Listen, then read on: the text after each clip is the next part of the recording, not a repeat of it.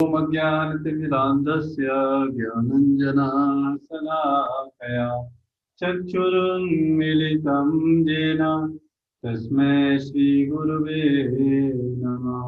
श्रीचैतन्यमनोभीष्टं स्थापितं येन भूतले स्वयं रूपः कदा मह्यं ददाति स्वयं पदान्तिकं।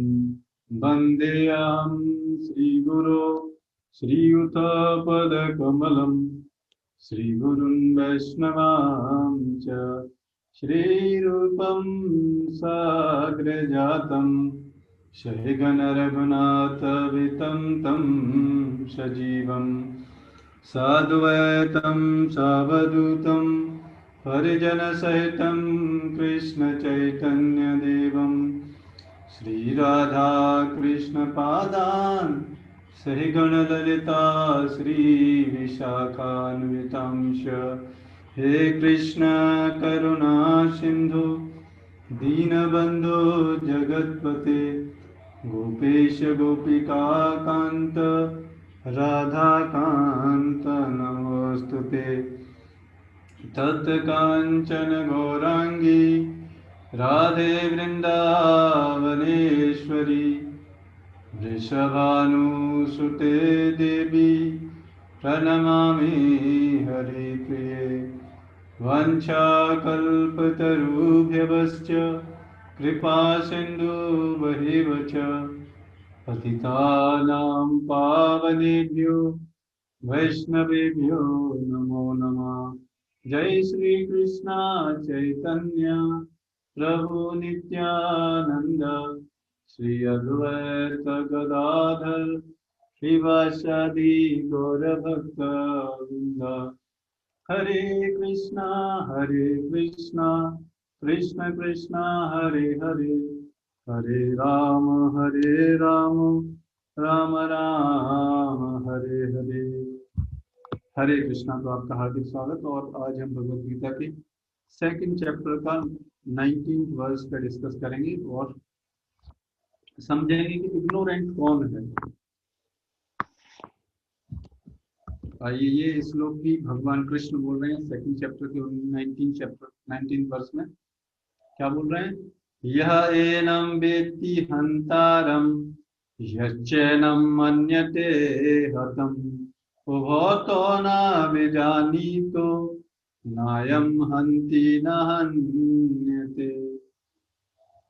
तो इसका सब अर्थ क्या है? जो इस जीवात्मा को मारने वाला समझता है, मतलब जो व्यक्ति सोचते हैं कि हमारी मृत्यु हो जाएगी, हम मर जाएंगे, जो इस जीवात्मा को मारने वाला समझता है कि मैं दूसरे को मार दूंगा, इस भ्रम में रहता है तथा जो इसे मरा हुआ समझता है, ये दोनों ही क्या हैं? अज्ञानी हैं। तो ये है अज्ञानी की डेफिनेशन। कोई व्यक्ति गरीब है, पैसा नहीं है, वो अज्ञानी नहीं है। अज्ञानी की परिभाषा यहाँ पर है कि जो व्यक्ति अपने को शरीर समझता है, आत्मा नहीं समझता, और समझता है कि ये आत्मा का विनाश हो जाएगा, आत्मा को मरा हुआ समझता है, वो व्यक्ति क्या है? अज्ञानता में है। या फिर दूसरे शब्दों में, जो व्यक्ति भौतिकवादी जीवन के प्रति ही अपने जीवन को नछावर कर देता है, वो व्यक्ति क्या है? इग्नोरेंट। क्यों? क्योंकि आत्मा ना तो मरता है और ना मारा जाता है। अब सिंपल देखो, मूर्ख व्यक्ति किसको बोलते हैं? जिसको जो चीज रियलिटी में पता नहीं, उसको हम मूर्ख बोलते हैं, है कि? तो उसी तरीके से जिस व्यक्ति को आत्मा का ज्ञान नहीं है, आत्मा के बारे में सही ज्ञान नहीं है, तो वो व्यक्ति मूर्ख ही है। और इसके संदर्भ में आपको एक रियल हिस्ट्री बताता हूँ। आज से लगभग 500 साल पहले की बात है। यह है साउथ इंडिया की। चैतन्य महाप्रभु जो कि स्वयं भगवान है, वो अपने दक्षिण भारत की यात्रा करने के लिए जगन्नाथपुरी से साउथ इंडिया गए। तो उस समय उनको एक ब्राह्मण वहां पे था, रंगनाथ मंदिर में। वहां पे आप जाएंगे तो रंगनाथ मंदिर बहुत फेमस मंदिर है विष्णु भगवान का। और वहां पर वो ब्राह्मण क्या करता था, वो उसे पढ़ने नहीं आता था। उसे पढ़ा लिखा नहीं था वो, बट उसके गुरु ने क्या बोला था, उसके गुरु ने बोला था कि आपको ये भगवत गीता पढ़नी है बस डेली। तो बस वो अपने गुरु की आज्ञा का पालन करने के लिए भगवत गीता को उठाता था और पढ़ने का प्रयास करता था, जो भी उससे बनता था। तो उसे ना तो पढ़ने आता था ढंग से, तो जो भी टूटा फूटा वाणी से पढ़ता था।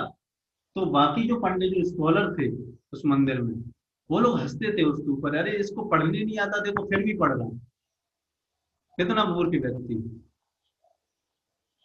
इसको मूर्ख बोलते थे वो। एक दिन चैतन्य महाप्रभु, जब आप साउथ इंडिया की यात्रा पे गए हुए थे वहां पर, ये आपको चैतन्य चरितामृत जब पढ़ेंगे तो उसमें ये पूरा हिस्ट्री आएगा।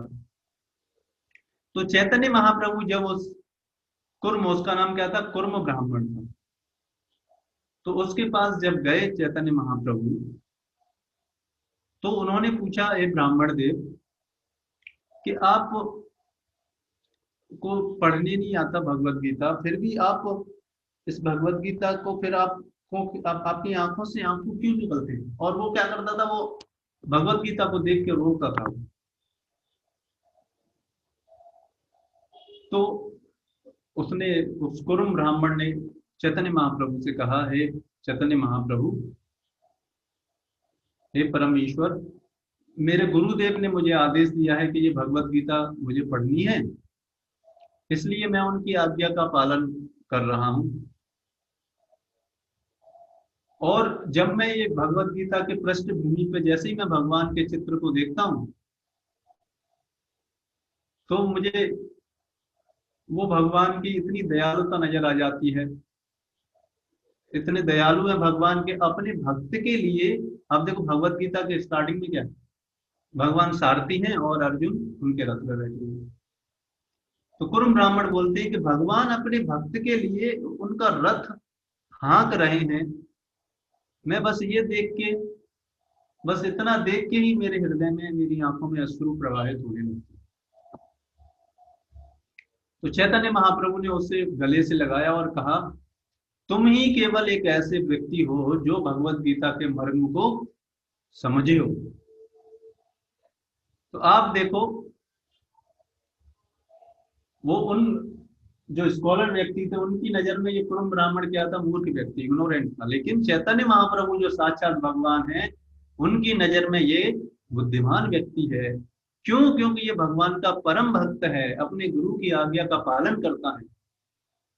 और इसलिए चैतन्य महाप्रभु ने बोला कि तुम ही हो जो भगवान के असली, तुम ही जानते हो जो भगवत गीता की असली मर्म को आप जानते हो। उसी तरीके से जब तक हम भगवान कृष्ण को परम भगवान न मान के उनकी भक्ति नहीं करेंगे, तब तक हम भगवत गीता कभी नहीं समझ पाएंगे।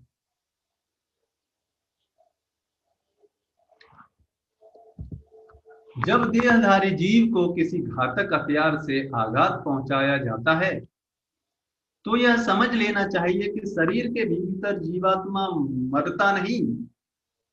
आत्मा तो इतना सूक्ष्म है, आप देखो आत्मा कैसे मर जाए। इस सबसे सूक्ष्म कण, ये जितने भी आप देखेंगे इंस्ट्रूमेंट है या हथियार हैं जो भी बने हुए हैं, वो कितने एटम से मिलकर बने हुए हैं, परमाणु एटम से मिलकर बने हुए हैं। सबसे भौतिक तत्व का सबसे छोटा सूक्ष्म कण है परमाणु। परमाणु से भी सबसे सूक्ष्म तत्व क्या है? आध्यात्मिक तत्व आत्मा।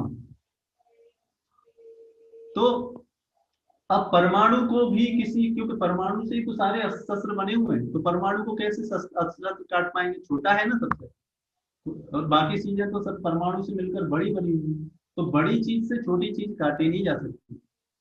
उसी तरीके से ये आत्मा को, इसीलिए भौतिक किसी पे इसको मारा, किसी से भी इसको मारा या विनाश नहीं किया जा सकता। आत्मा इतना सूक्ष्म है कि इसे किसी तरह के भौतिक हथियार से मार पाना असंभव है, जैसा कि अगले श्लोकों से स्पष्ट हो जाएगा। न ही जीवात्मा अपने आध्यात्मिक स्वरूप के कारण बद्ध है, जिसे मारा जाता है या जिसे मरा हुआ समझा जाता है, वह केवल शरीर होता है। तो जब मृत्यु होती है तो क्या मरता है? केवल ये शरीर, शरीर नष्ट होता है। इसलिए भगवान भगवत गीता में बोले थे, धीरस तत्र न मुह्यति। जो धीर व्यक्ति होता है वो इस शरीर के मरने पर रोता नहीं है। कहने का मतलब है परेशान नहीं होता, विचलित नहीं होता, अपनी भक्ति को बरकरार रखता है। क्योंकि विचलित हो जाएगा तो भक्ति में विघ्न आएगा। उसको धीर व्यक्ति बोलते हैं। इसीलिए हमको अपनी साधना के साथ कोई कंप्रोमाइज नहीं करना चाहिए, है ना। एक दिन का भी हमको कंप्रोमाइज नहीं करना चाहिए साधना के साथ। क्यों? क्योंकि एक दिन की साधना हमारे जीवन में बहुत महत्वपूर्ण है ना। ये चीज समझ में आएगी कब? जब जब हमको ये पता लग जाएगा कि जब हमको ये रियलाइज होने लगेगा कि हमारे जीवन का उद्देश्य केवल भगवान का प्रेम प्राप्त करना है, तब हमें साधना का महत्व पता चलेगा, है कि नहीं। जिस तरीके से कोई व्यक्ति, है ना, लोग बोलते हैं we don't have a time, है ना, अक्सर लोग बोल देते हैं। लेकिन आप ये देखो, हम जिस चीज को महत्वपूर्ण समझते हैं उसके लिए हम समय निकालते हैं। अगर उसके लिए समय नहीं निकाल रहे, इसका मतलब ये क्लियर कट ये है कि हम उसको महत्वपूर्ण नहीं समझ रहे, है ना। चाहे हम बोलते रहें कि ये हम बहुत महत्वपूर्ण है हमारे जीवन में, लेकिन अगर हम उसके लिए समय नहीं निकाल पा रहे तो वो कहने की बात है। इसलिए हमको क्या होना चाहिए जीवन में। और लोग बोलते हैं ना कि हमारे पास समय नहीं है, लेकिन है समय। आप देखो, अगर जब व्यक्ति बीमार हो जाए तो अपने सारे कार्य छोड़ के डॉक्टर के पास जाता है कि नहीं जाता? फिर उसके पास, डॉक्टर के पास जाने के लिए समय कहाँ से निकल जाता है? निकलता है। क्यों निकलता है? क्योंकि वो डॉक्टर पर जाना उसका इतना महत्वपूर्ण हो गया है कि उसके बगैर कोई काम चल नहीं सकता, है नहीं। तो उसी तरीके से जब तक हमको ये नहीं पता चलेगा कि इस संसार रूपी कुएं, अंधकार कुएं में हम इस जन्म मृत्यु रूपी कष्ट से कितने जन्मों से इसमें सड़ रहे हैं, ये रियलाइज नहीं होगा, तब तक हम इस साधना को महत्वपूर्ण नहीं समझेंगे। इसलिए, और ये कब रियलाइज होगा? ये तभी रियलाइज होगा जब हम इसी तरीके से श्रवण करते रहेंगे, साधना करते रहेंगे, हरे कृष्ण महामंत्र का जप करते रहेंगे, तब धीरे धीरे करके ये रियलाइज हो पाएगा, है ना। क्योंकि हम इतने कितने सारे जन्मों में हमने किया क्या है, इस शरीर के प्रति सारा कार्य किया, तो शरीर के प्रति तो आसक्ति डेवलप हो गई है। अब देखो, जितना समय हम जिसके साथ अपनाएंगे, स्पेंड करेंगे, उसके साथ हम आसक्त हो जाते हैं, है कि नहीं।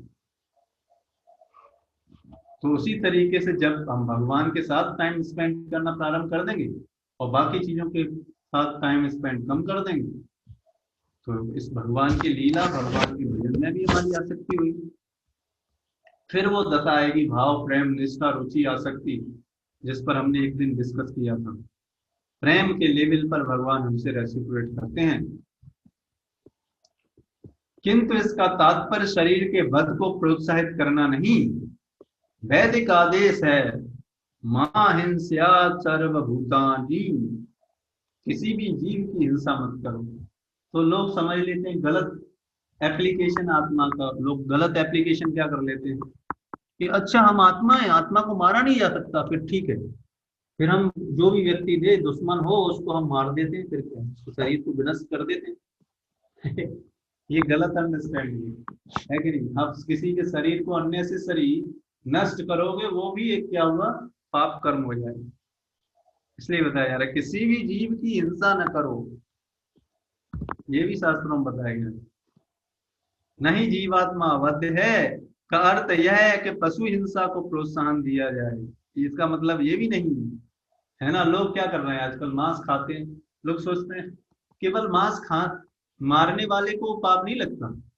हम सोचते हैं कि हम मार्केट से खरीद के, या फिर मार्केट से खरीद के घर पे भी नहीं बनाएंगे, मैकडोनाल्ड में जाके, KFC में जाके, है कि नहीं, चिकन बर्गर बर्गर के साथ मांस वाला ये सब चीजें खा लेंगे, तो उसमें हम खाने वाले व्यक्ति, क्योंकि खाने वाले व्यक्ति डिमांड, डिमांड कब, जब डिमांड होगी तभी तो सप्लाई हुई है कि नहीं।